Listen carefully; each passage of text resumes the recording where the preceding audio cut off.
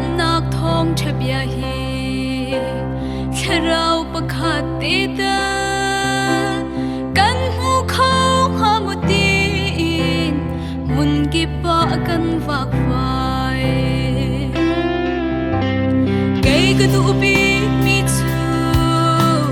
khri an thei lo nak a thong thabia vun chim i kherau mu kha si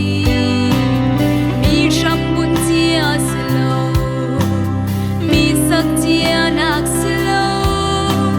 zoom lo tu sina kham na ko jisu min chim asi o boy pa kan chim kan rel mi hum al te lo tle chwa me ko zoom lo tu na zoom there hi a herli chim le re nak chun kan kin lo zon piak nak long chun kan kin lo o boy pa na thlet chwa nak van ro su der to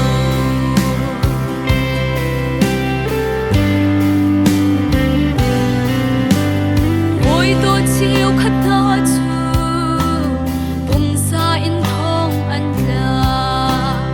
oi to chiu khata chu kherau thong tla an si hau da ka fian lai